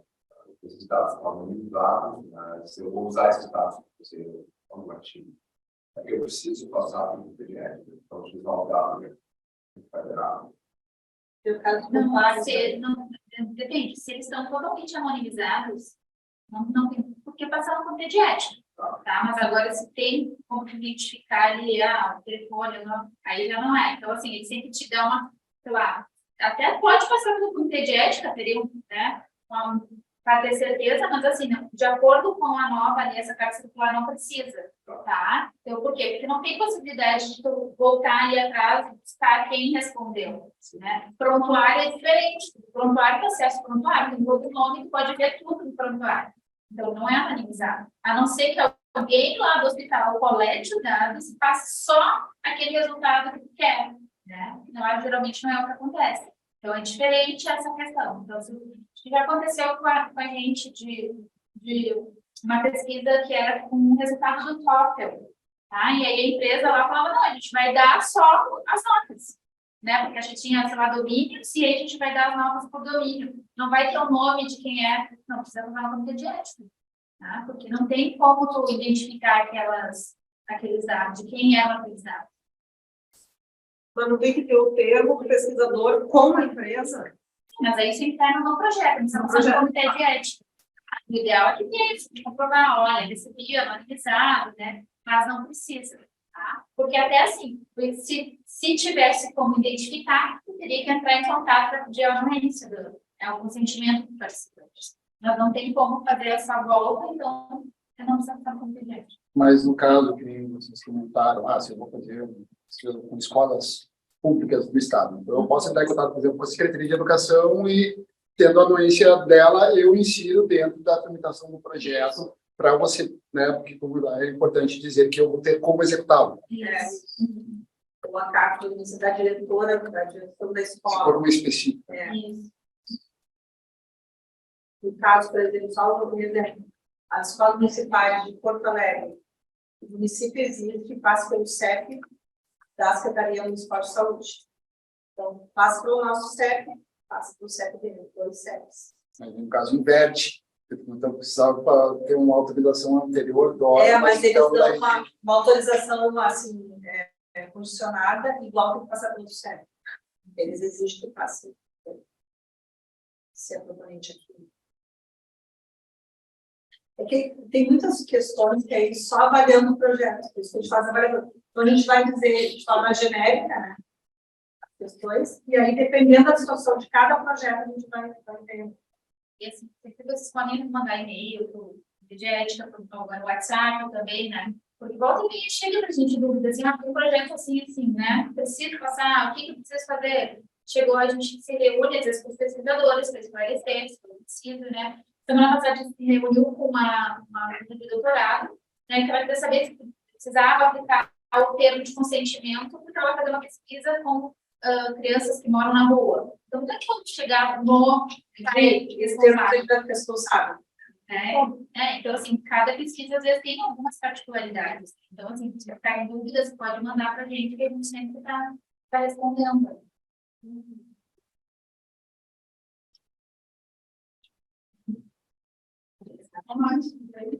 Obrigado.